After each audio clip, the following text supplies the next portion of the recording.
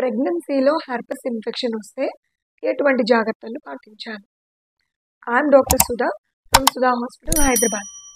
మన లాస్ట్ వీడియోలో general పాపులేషన్లో herpes simplex వైరస్ని ఎలా ట్రీట్మెంట్ తీసుకోవాలో చూసాం.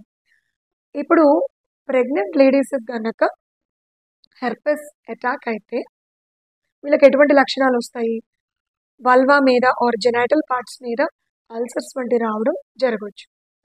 అయితే ఇందులో 2 రకాలు ఉన్నాయి. ఒకటి ప్రైమరీ హెర్పెస్, అంటే తనకి లైఫ్లో మొదటిసారిగా ఈ హెర్పెస్ అటాక్ అవ్వడం. సో ఈ ప్రైమరీ హెర్పెస్ అనేది ఫస్ట్ సెకండ్ ట్రైమిస్టర్, అంటే మొదటి 6 నెలల్లో వస్తే గనక వీళ్ళకి యాంటీవైరల్ ట్రీట్మెంట్ ఇస్తాము. అండ్ డెలివరీకి ఎటువంటి రెస్ట్రిక్షన్స్ లేవు, మామూలుగా అందరికీ డెలివరీ చేసినట్టే చేస్తాం.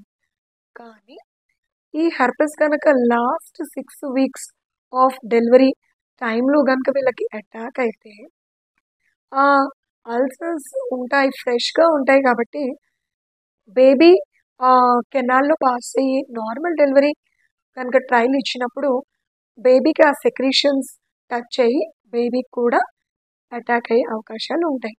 సో అందుకని ఇలా లాస్ట్ 6 వీక్స్లో కనుక హెర్పెస్ అటాక్ అయితే, that primary herpes first time కనుక అటాక్ అయితే వీళ్ళకి సిజేరియన్ సెక్షన్ అడ్వైజ్ ఇస్తాం. అదే రెండో రకం, అంటే రికరెంట్ హెర్పెస్, వీళ్ళకి ఆల్రెడీ పాస్లో వచ్చింది అండ్ అగైన్ రిపీట్ అవుతుందంటే ఆల్రెడీ వీళ్ళకి యాంటీబాడీస్ ఉంటాయి కాబట్టి వీళ్ళకి ట్రీట్మెంట్ ఇస్తాము. బట్ మదర్కి ట్రీట్మెంట్ ఇస్తాము, బట్ డెలివరీ టైంలో సిజేరియనే చేయాలి అన్న రెస్ట్రిక్షన్స్ ఏమీ ఉండవు.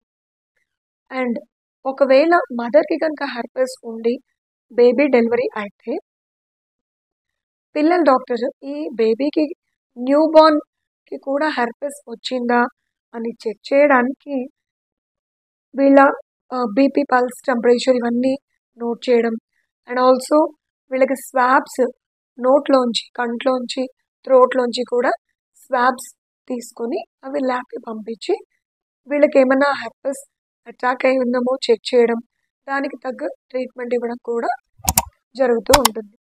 Thank you.